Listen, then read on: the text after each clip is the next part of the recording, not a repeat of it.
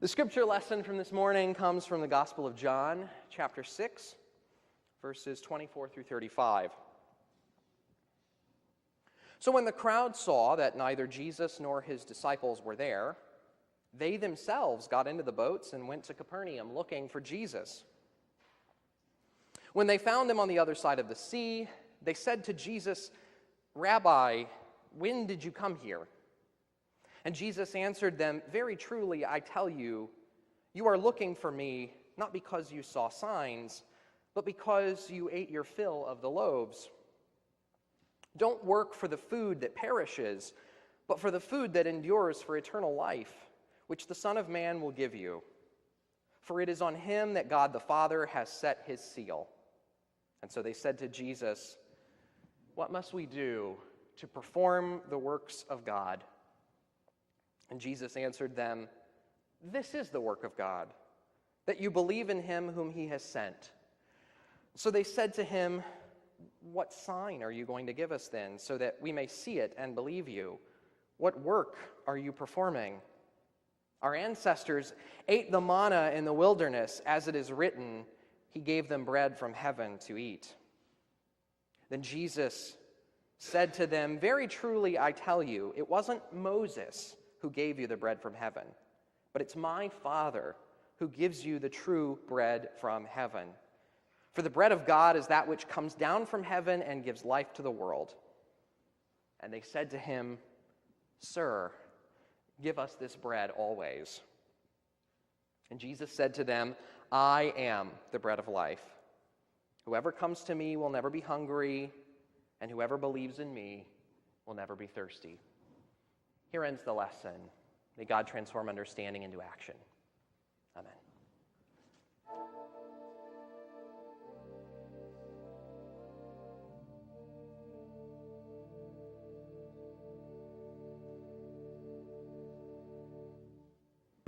Can everyone see and hear me okay? Good, good. So I did this a few weeks ago, and I liked it so much I thought I would try it again. It's a kind of a comfortable day. It's a quieter day where it's a little more intimate community. This is kind of cool.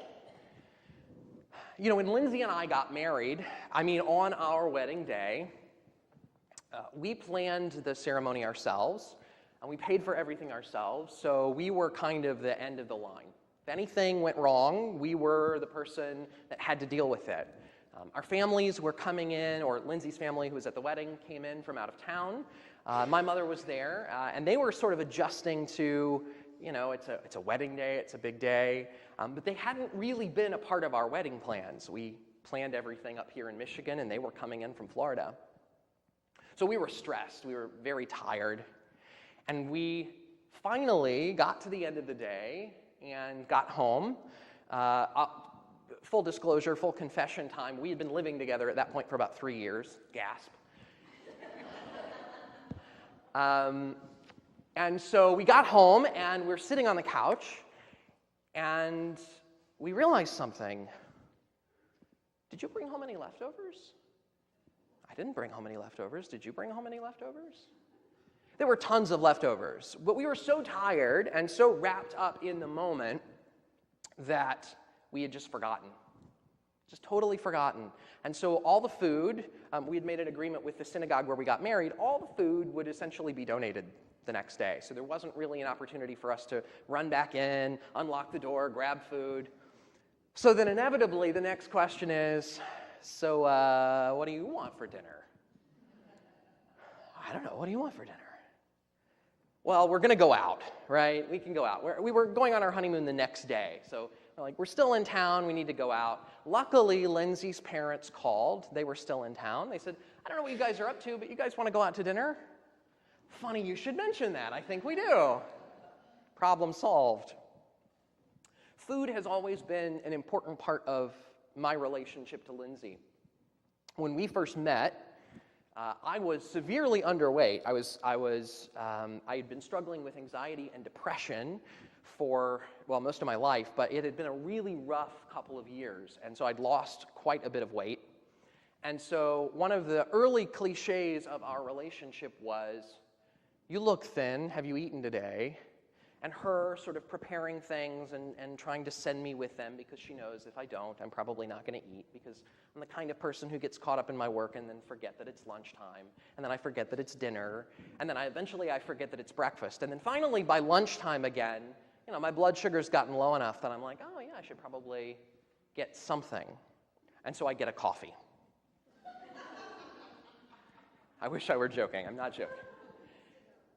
Food is an important part of our relationship, how Lindsay expresses her love to me. I grew up in a family that we didn't eat particularly healthy. I'd never heard of a vegetarian. I'd never seen one up close. And so I ended up marrying one. And most of the food we eat at home now is either vegetarian or vegan. And we just learned my wife can have some gluten, but not too much gluten. So now most of what we eat is gluten-free. And so how we think about everything from going to town, having plans, and then needing to get lunch while we're out revolves in some way around how we eat and making sure we're not just, grabbing something that's not really good for you and scarfing it down as quickly as we can. Food for us becomes a love language. This morning, obviously, Jesus is talking about food as well. Well, he is and he isn't, right? We understand that when Jesus says, I'm the bread of life, he doesn't necessarily literally mean bread, but he is kind of alluding to, suggesting this idea of communion, which we're going to do this morning. Jesus calls himself the bread of life. Whoever partakes of me is fully sated. You're not going to have to go rummaging through the pantry to find something else. I will give you everything you need. That's the metaphor. And the disciples have a really great reaction. And I say really great, and I'm not being sarcastic. It's one of the rare moments before the death of Christ in which the disciples and the people following Jesus closely seem to finally get it. And the first thing they say isn't, how do we get this bread? You'll notice they say that at the very end. The first thing they say is, how can we feed them? How do we serve everyone else? Jesus had identified a need. It was a significant need. The Jews were oppressed bitterly by the Greeks and later the Romans. And they lived a miserable existence. Genuinely miserable. They were kind of citizens, but not really citizens. They were, they didn't even get the right to vote. And so Jesus comes in and dignifies them as human beings and says, where you are is place enough for God to come in. And so in this rare moment of wisdom, the disciples get it. Whatever it is that we're getting from Jesus isn't something that we're just supposed to hoard ourselves. It's not some food that we're supposed to stock away in our pantries and make it so that no one else can share it. It's a banquet. It's a feast. It's meant for everyone. It's meant to be shared. But how we share it matters. How we share it matters in the same way that how we prepare our meals matter. We have little cultures around food. We have the etiquette of the dining table, which, did anybody here have to learn that in school or as a part of anything? Did you ever have to take an etiquette class? I'm seeing some nods, yeah, some hands. Yeah, we took I did a home economic class in middle school, and there was a brief unit that we did on etiquette, very, very, very brief, and that was kind of the extent of my knowledge of etiquette. But how we eat matters, right? We want to eat in a polite way, and we understand that cultural norms change relative to food. Polite eating in one company is not necessarily polite eating in another company. For example, when we went to Japan, the ramen shops there are great, but they expect you to slurp your food. They want you to slurp your food because that's how you show them that you're enjoying the meal. And they'll wait and watch. Particularly, if you go to a place that's essentially a franchise or a chain or something like that, they're just processing you through a line. But if you go to one of the small, locally owned places, they're very proud of the food that they've brought to the table. And if they know you're a visitor, and who wouldn't know we were visitors? We had a big American tourist sign over our head at all times. So they were proud, and they would bring out food, and they would show us, But then we also had certain things that we had to learn. Like, for example, you're picking up the bowl, slurp as loudly as you can, because that means you're really enjoying it. And they wait and they watch. And then the moment you slurp, all you have to do it is once. Ah, it's very good, it's very good. It's awesome. It's a very cool thing. So we know that the norms are different. I'm not saying that there's one right way to eat food, but I'm just saying that approaching our food with a level of seriousness, being thankful for our food. I think it's one of the reasons why families, even families that aren't necessarily religious, still celebrate having a meal together, like around Thanksgiving or the holidays, by saying grace. It's just something nice about taking a moment and saying, oh, I'm thankful for this. This is really good. I'm glad we have this together. And food is better when it's shared. I mean, there are lines to that. For example, every time I get French fries, I know that at least half of them are not mine. My wife does a lot of oh, look behind you. Oh, hey, I'm sorry, I thought it was Michael Jackson. And she takes a French fry and eats it and hopes I don't notice, right? And then she just keeps doing that. So there are limits. I'm not saying there aren't limits. But it's better when shared. There's something really nice about sharing a meal with people. So Jesus is playing with all of these images this morning. And he says, I am the bread of life. I'm better when I'm shared. Tell me something. Is it good to force feed someone? No. There was a video that circulated a couple of years ago about how they feed prisoners who go on hunger strikes. I don't recommend watching the video. It's hard to take. But essentially, a protester allowed himself to be force-fed to sort of put himself through that process and see whether or not it was a humane way of preserving someone's life. It's pretty gross. So we don't want to force feed. We also don't want to let it get stale, let it sit out too long, so it gets boring. So we eat it, we go, this is gross, and I guess this will do, but it's not satisfying. Because it's not scratching the itch that I need in that moment. It's gone bad. It's not enough to bake one loaf of bread and leave it there. Well, we have all the bread we need. No, we constantly baking and cooking and storing up on the pantry. Thinking about manna this morning. The Hebrews received bread from heaven, some kind of holy food. The legends go that it tasted like whatever they wanted it to taste. But after a while, too much of the same thing, they got sick of it. And so they start complaining to Moses. All we have is magic bread that falls from the sky that tastes like whatever we want it to taste. Oh, the inhumanity. It's kind of an amazing thing to think about. Food recurring again and again. And Jesus says, I'm kind of like that. Because I believe you are what you eat. What you put in your body, how you take care of your physical being, and how you take care of your spiritual being are somewhat linked. And if you feed on things that are healthy, and if you feed on things that are life-giving, then you're on the right track.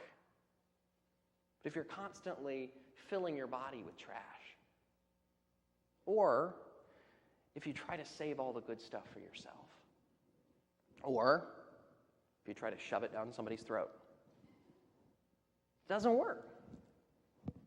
Jesus says, I am the bread of life.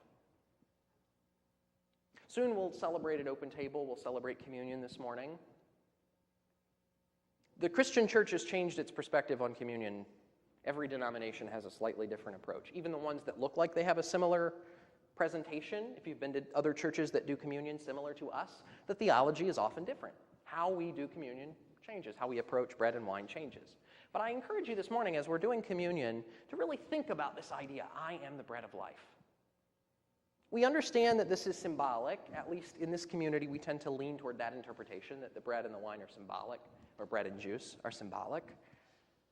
But as you're taking it in this morning, if you partake, I encourage you, think about how this is feeding you, but also think about how you can then feed others.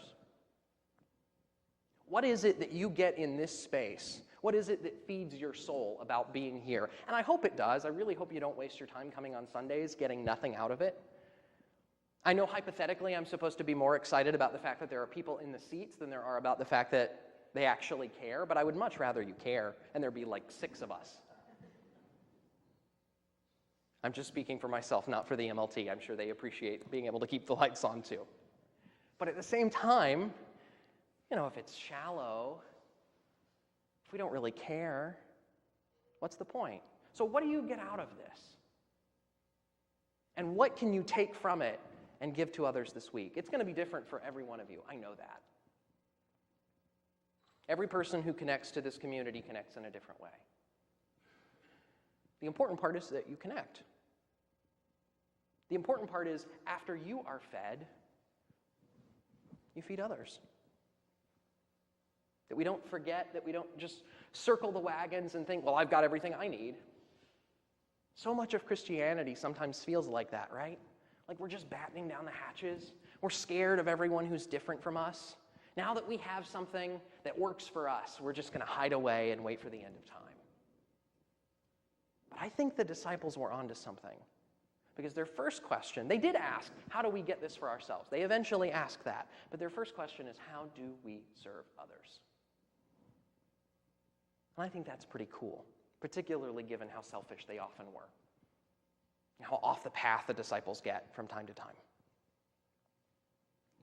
So this morning, and I'll close this out in just a second, but this morning we're going to do communion. We're going to do it a little differently. I'm going to ask that you serve one another. We're going to have someone up here with the wine, but I'll go through the instructions in a minute. I just want to literalize and make this very real. That this bread that we enjoy that gives us life in some way, that reminds us that we are loved, is something that we can share with others. It reminds me of a poem, and I'll leave you with these lines. When all that's left of me is love, give me away. Amen.